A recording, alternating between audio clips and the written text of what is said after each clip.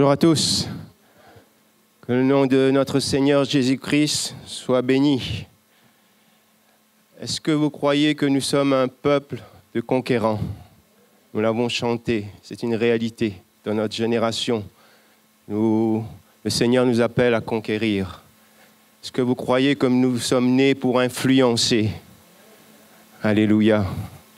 Et combien je veux croire ce matin, de notre génération, à notre époque, le Seigneur se cherche encore des serviteurs et des servantes pour relever le combat, pour relever le défi. Et ce vendredi, le pasteur Samuel Taouchi, pendant la réunion des frères, il avait prêché sur ce texte de Néhémie que j'apprécie fortement, sur les 2 premiers chapitres. Son message était « Levons-nous et bâtissons, bâtissons ». Je crois que le Seigneur nous appelle ce matin à nous lever. Et Néhémie a été cet homme qui s'est levé dans sa génération pour bâtir les murailles de Jérusalem. J'aimerais voir avec vous un autre serviteur de Dieu qui s'est levé. Nous le connaissons, nous connaissons son histoire. Je crois que le Seigneur veut parler à nos cœurs ce matin. J'aimerais lire Josué au chapitre 1er, à partir du verset 1.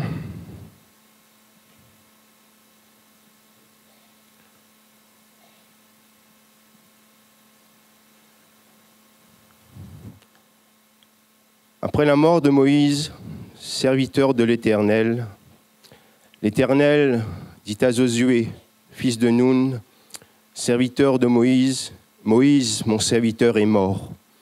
Maintenant, lève-toi, passe ce Jourdain, toi et tout ce peuple, pour entrer dans le pays que je donne aux enfants d'Israël. Tout lieu que foulera la plante de votre pied, je vous le donne, comme je l'ai dit à Moïse. Vous aurez pour territoire depuis le désert et le Liban jusqu'au grand fleuve, le fleuve de l'Euphrate, tout le pays des Hétiens, et jusqu'à la grande mer, vers le soleil couchant. Nul ne tiendra devant toi, tant que tu vivras. Je serai avec toi. Comme j'ai été avec Moïse, je ne te délaisserai point, je ne t'abandonnerai point.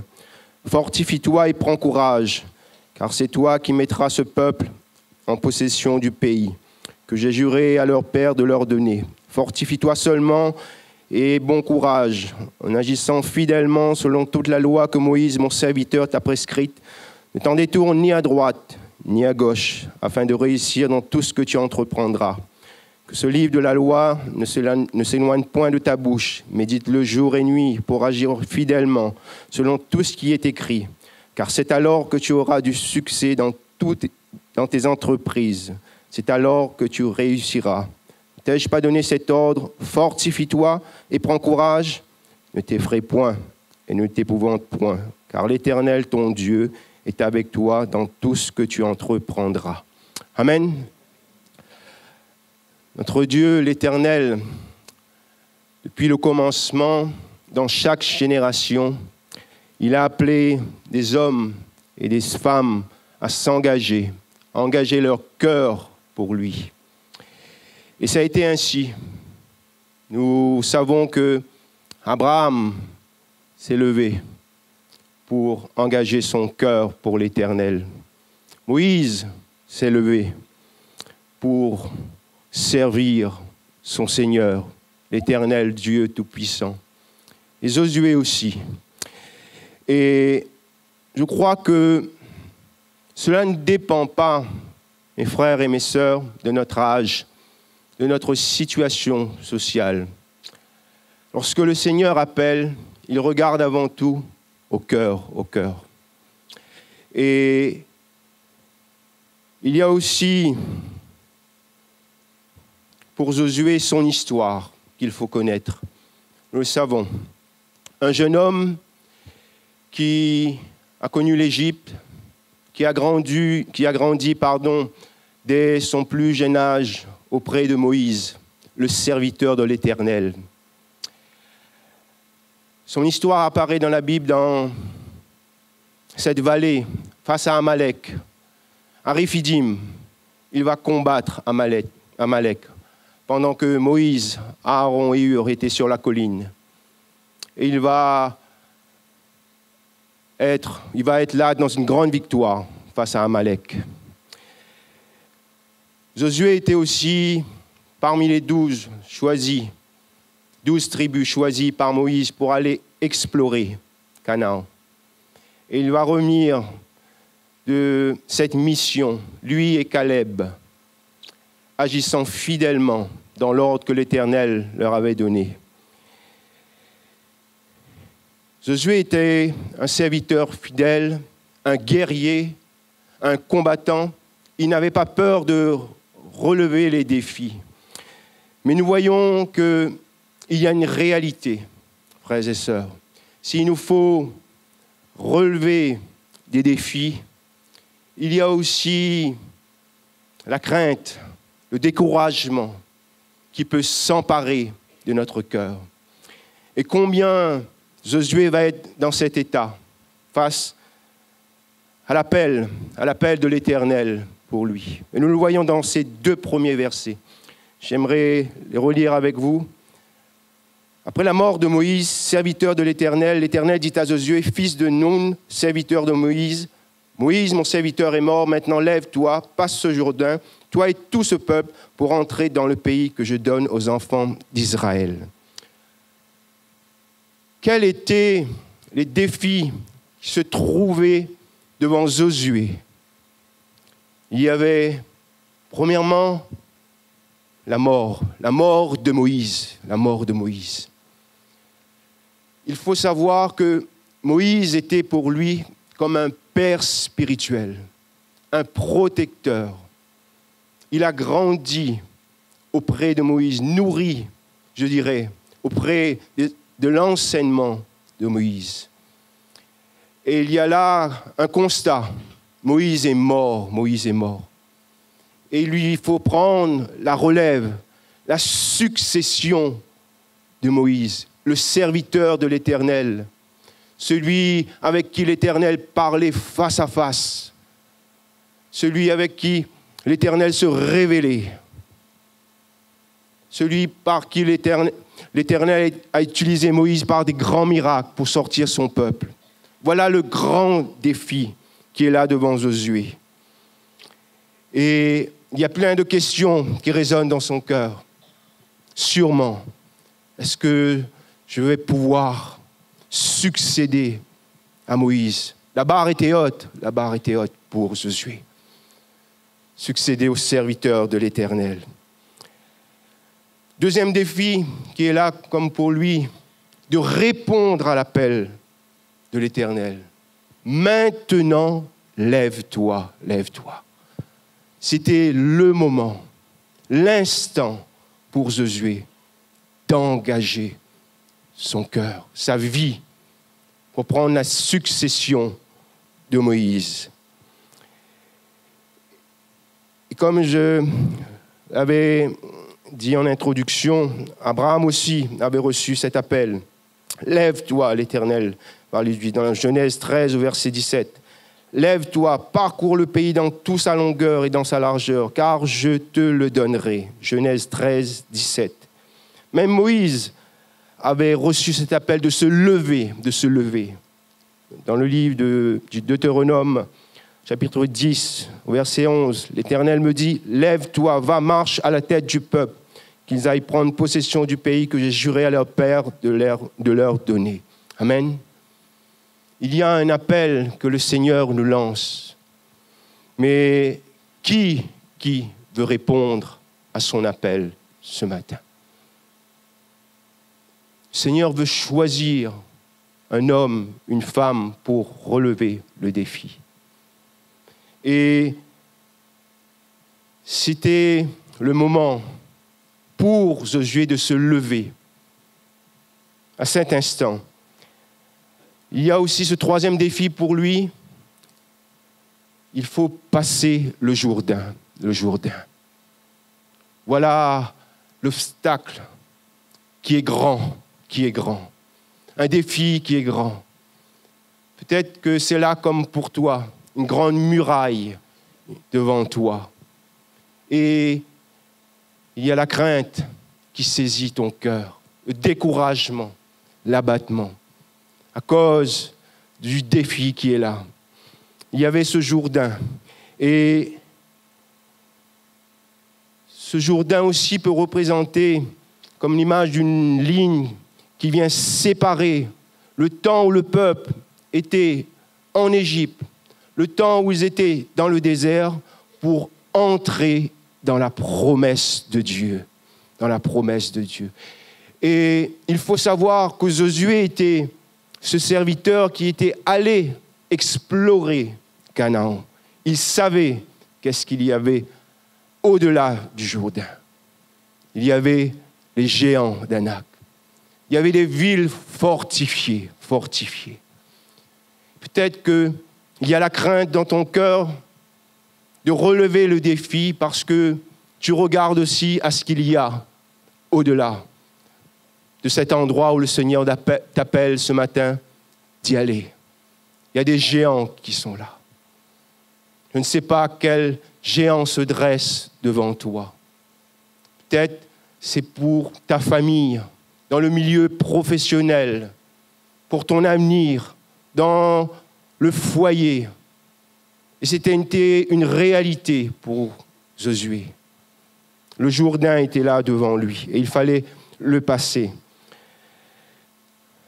Un quatrième défi, il fallait conduire tout le peuple. Je ne sais pas pour vous, mais rappelez-vous l'histoire de ce peuple. Un peuple au cou raide, dur,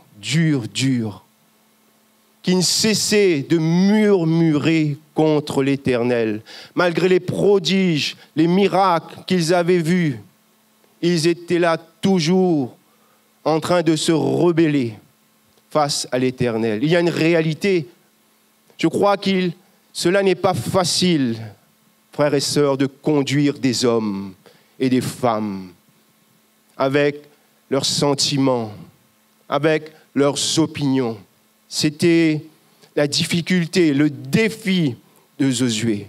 S'il fallait peut-être lui-même seul passer ce Jourdain, il l'aurait fait. Il y a une crainte qui est là dans son cœur à cause du défi de conduire tout le peuple. Peut-être que pour toi, le défi ce matin, c'est une responsabilité que le Seigneur veut te confier. Et l'appel est là. Et tu regardes à comment faire. Comment vais-je y arriver? Tu es comme sans force, démuni devant la tâche.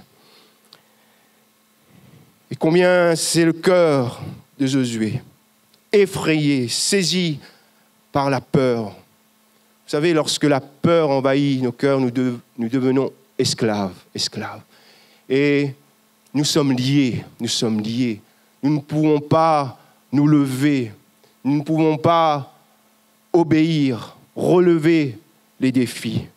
C'était le cœur de Josué à cet instant devant l'appel solennel de l'Éternel pour s'engager. Et devant les défis, peut-être pour toi la mort, elle représente aussi une séparation, un temps de deuil que tu as eu. Et c'est difficile à toi d'entrer dans la promesse de Dieu, de continuer à avancer. Le défi de répondre à l'appel, de franchir une étape et de prendre une responsabilité. Et combien nous voyons que l'Éternel avait vu le cœur de Josué qui était découragé. Et il va lui lancer cet ordre, je dirais. Fortifie-toi et prends courage. Se fortifier, c'est être fort, devenir fort, être ferme, être résolu. Josué avait besoin de cela. Oui, il y a des défis à relever, mon frère, ma sœur. Mais nous devons avant tout être solidement attachés, être forts. Peut-être que tu as besoin de retrouver des forces ce matin. Tu as besoin à nouveau de puiser auprès du Seigneur. Combien nous voyons ce terme fortifié revient dans toute la Bible, de l'Ancien Testament, même dans le Nouveau. Et l'apôtre Paul dira à cette église de Corinthe, à 1 Corinthiens chapitre 16, verset 13, « Veuillez demeurer ferme dans la foi, soyez des hommes, fortifiez-vous. » Amen. Nous sommes appelés à nous fortifier. Il va laisser même à Timothée ses recommandations. En 2 Timothée, verset 1er, chapitre 1er. « Toi donc, mon enfant, fortifie-toi dans la grâce qui est en Jésus-Christ. » Amen. Peut-être que nous avons besoin ce matin de nous fortifier nous-mêmes. Et combien le Seigneur, ce n'était pas la première fois que, si nous lisons la parole de Dieu, que Josué entend ces mots. Il l'avait entendu auparavant de la bouche de Moïse, même de l'Éternel qui lui disait « Fortifie-toi, fortifie-toi ». Et dans ce passage, cela revient à 3 fois. Et même à la fin de ce chapitre, vous pourrez le lire, le peuple, la tribu de Gad, de Ruben et la demi-tribu de Manassé va dire à Josué, fortifie-toi et prends courage. Et c'est comme si l'Éternel voulait insister devant Josué de ne pas sortir, de ne pas relever aucun défi, de ne pas traverser le Jourdain sans avant s'être fortifié. Et si le Seigneur appelle Josué à se fortifier, il va lui montrer comment retrouver des forces, comment être fort. Peut-être que nous avons tellement entendu aussi, comme Josué, fortifie-toi, prends courage. Oui, tu l'entends, mais tu te poses cette question, comment être fort, comment tenir ferme, comment être résolu. Et combien nous voyons que l'Éternel y donne cette direction, des recommandations à Josué. Au verset 6, il dira « Fortifie-toi et prends courage, car c'est toi qui mettras ce peuple en possession du pays que j'ai juré à leur père de leur donner. » Amen. Se fortifier, être fort, reprendre du courage par la promesse de l'Éternel, par la promesse. J'aimerais rappeler, le Seigneur n'avait cesse de faire cette promesse à son peuple. Depuis Abraham, cette promesse a été faite au peuple. Vous pourrez le lire dans le livre de la Genèse, au chapitre 13, versets 14-17, Genèse 15, mais j'aimerais citer ce passage pour vous, Genèse 17, verset 8. Voilà ce que l'Éternel dit à Abraham. « Je te donnerai et à tes descendants après toi le pays que tu habites comme étranger, tout le pays de Canaan, en possession perpétuelle, et je serai leur Dieu. » C'était la promesse de l'Éternel pour son peuple. Et il vient rappeler cela à Josué. Il est le Dieu de la promesse. Et lorsque le Seigneur, il nous donne une parole, il est celui qui veille à sa parole. Il veille à ce que sa parole soit exécutée. Il est fidèle. C'est pour cela que je crois que face à la crainte, face au découragement de Josué, l'Éternel vient lui rappeler cette promesse qu'il a faite. Et il y a aussi cette réalité qu'il est bon pour nous de réaliser ce matin. Oui, nous devons regarder aux promesses. Combien le Seigneur fait des promesses pour les familles, pour l'Église, pour ceux qui attendent un miracle. Mais je crois que l'essentiel, mon frère, ma sœur, c'est d'être attaché au Dieu qui fait la promesse. Amen. Bien plus que la promesse. Parce que beaucoup peuvent faire des promesses. Moi-même, j'en ai fait et il y a une réalité. Je n'ai pas été fidèle à chaque fois à toutes mes promesses envers des hommes et des femmes. Nous sommes des hommes, nous sommes des femmes. Mais combien celui qui fait la promesse, il est fidèle. Et combien nous devons être attachés à lui. Celui qui fait la promesse, c'est Dieu, le Dieu créateur. Et quand bien même, si le défi est grand, quand bien même le Jourdain est là, devant toi ce matin, si la promesse de Dieu qu'il a faite est sur ton cœur, alors elle va s'accomplir ce matin. Il faut que nous soyons constamment attachés au Dieu vivant et vrai. Et s'il y a des promesses, frères et sœurs, qui est là dans notre cœur, que le Seigneur nous a faites, ça ne veut pas dire qu'il n'y aura pas des difficultés, des épreuves. C'est une réalité. Et le temps, elle est comme là pour éprouver notre foi. Et nous l'avons entendu hier soir. C'est le pasteur Johan qui l'avait prêché. L'épreuve est l'épreuve de notre foi. Et le temps est là comme pour venir nous tester dans notre foi, dans cette promesse reçue de Dieu. Abraham avait reçu cette promesse. Et entre Abraham et Josué, il y a près de 470 années. 470 années. Le temps avait passé. Et c'était ce moment que cette promesse allait s'accomplir. Ça a été aussi le test de Joseph.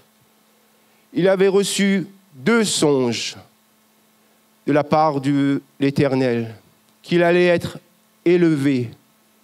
Mais combien pendant ce temps, cette vision, cette promesse de Dieu, il va être éprouvé pendant des années. Il va être là mis par ses frères dans une citerne. Il va être là comme accusé, vendu comme esclave en Égypte. Accusé à tort par la femme de Potiphar. C'était sa réalité. Et combien il avait son cœur attaché, non pas à cette promesse, mais bien plus au Dieu qui lui avait fait cette promesse. La Bible dit que l'Éternel était avec Joseph, en tout lieu, en tout lieu. Et combien il a été élevé, à l'âge de 30 ans, par le Seigneur, à ce poste de premier ministre, gouverneur de Pharaon. David a vécu la même chose. Lui, le choisi de l'Éternel, l'homme selon le cœur de Dieu, oint par Samuel. Et le fait d'être oint par le prophète, cela avait une signification. Il allait être le roi. Et combien il allait être rejeté par ses frères, méprisé, pendant que cette promesse qui était là sur sa vie. Il va vivre des temps difficiles. La fuite pendant tant d'années devant Saül. Il a dû fuir. Et combien il était resté attaché au Dieu de la promesse. Il a été élevé par Dieu. Combien nous voyons que le Seigneur, il donne une promesse, il l'accomplit. Et cette belle promesse pour nous, l'Église, qu'il avait faite dans la Genèse, d'envoyer un sauveur, le Messie. Il est venu, le Messie. C'était l'attente du peuple de Juifs d'attendre le Messie. Combien Dieu est bon lorsqu'il fait une promesse, lorsque nous sommes attachés à lui. Et nous voyons que, Seigneur, je dirais, dans cet appel qu'il fait à Josué, on voit cet appel augmenter au fur et à mesure d'intensité. Comment se fortifier aussi, comment être fort par sa parole. Amen. Et je dirais même plus par la fidélité à sa parole. C'est ce que nous lisons au verset 7 et 8. Fortifie-toi seulement et aie bon courage en agissant fidèlement selon toute la loi que Moïse, mon serviteur, t'a prescrite. Ne t'en détourne ni à droite ni à gauche afin de réussir dans tout ce que tu entreprendras. Que ce livre de la loi ne s'éloigne point de ta bouche. Médite-le jour et nuit pour agir fidèlement selon tout ce qui est écrit. Car c'est alors que tu auras du succès dans les entreprises. C'est alors que tu réussiras. Amen. Que ce livre de la loi ne s'éloigne point de ta bouche. Médite-le jour et nuit. Combien de fois nous avons dit, entonné et entendu ce verset. Vous savez, à l'époque, la loi se transmettait. Elle était audible, il fallait transmettre. Et c'était ce qu'avait fait Moïse. Et quand l'Éternel dit à Josué que ce livre de la loi ne s'éloigne point de ta bouche, il y avait cette responsabilité pour lui d'enseigner toute la loi qu'il avait reçue de Moïse au peuple qu'il allait conduire. C'était la mission. Veiller à la transmission authentique de la parole de Dieu. Médite-le jour et nuit, jour et nuit. Vous savez, merci pour la technologie. Il y a des prédications que nous écoutons sur des chaînes. C'est bien, mais la méditation, c'est bien plus que cela, mon frère, ma sœur.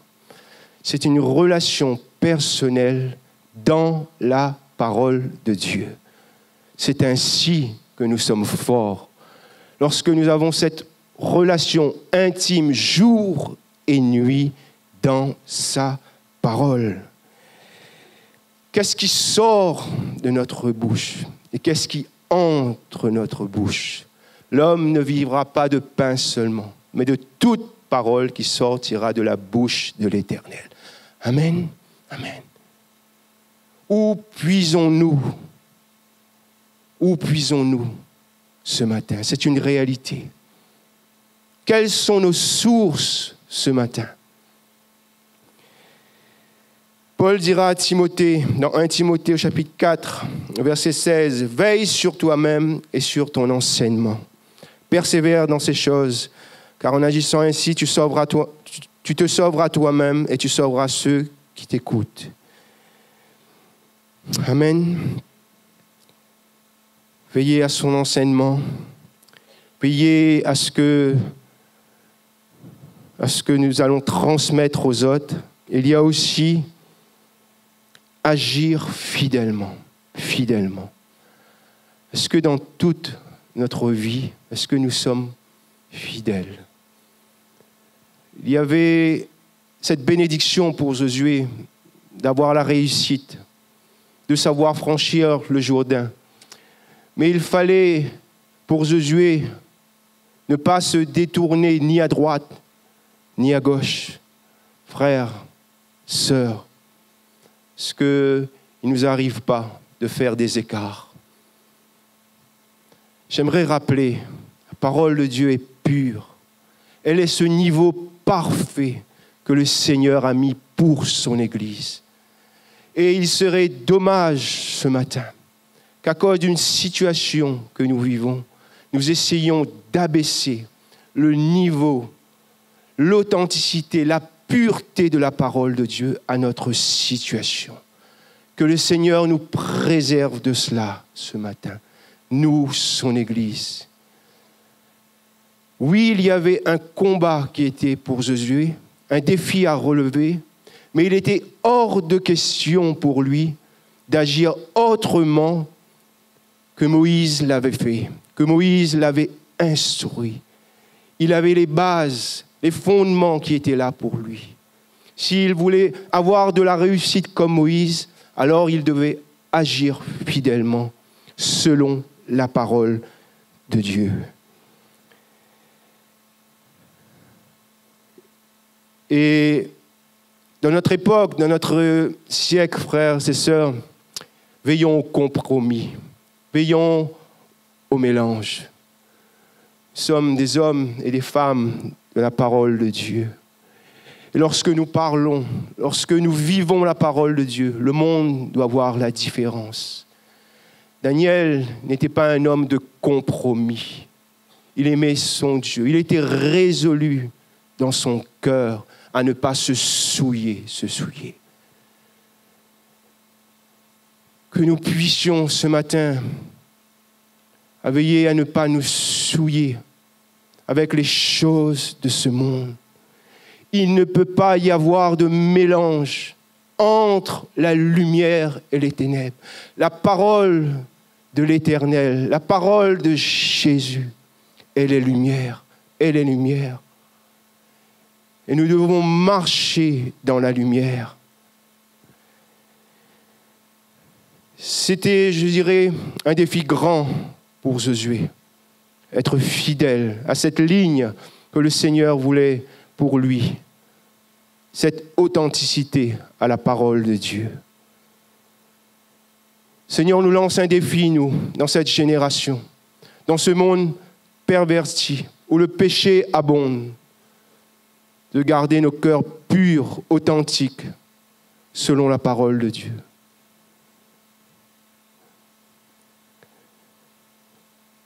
Il y a une richesse merveilleuse, mon frère, ma sœur, dans la parole de Dieu. Si quelqu'un cherche une réponse pour son avenir, un besoin sentimental, un pardon, nous avons tout dans la parole de Dieu. Toutes les réponses sont là pour nous. Est-ce que nous plongeons toujours nos regards dans ce trésor que le Seigneur nous a laissé? Oui, le Seigneur appelle des hommes et des femmes à relever le défi. Mais veillons à notre enseignement, veillons à la transmission, veillons à agir fidèlement. Comment nous fortifier et prendre courage? Dernier point, par la présence de Dieu à nos côtés. Amen. Il dira au verset 9, ne t'ai-je pas donné cet ordre? Fortifie-toi et prends courage, ne t'effraie point et ne t'épouvante point, car l'Éternel, ton Dieu, est avec toi dans tout ce que tu entreprendras. Amen. Combien il est bon pour nous, frères et sœurs, de savoir que le Dieu qui nous lance des défis, qui nous appelle, il est aussi ce Dieu qui est avec nous, C'est notre assurance ce matin. Si quelqu'un veut à nouveau relever le défi. David avait cette assurance, et nous le chantons, nous le proclamons dans le psaume 23. Quand je marche dans la vallée de l'ombre de la mort, je ne crains aucun mal, car tu es avec moi. Amen. Amen.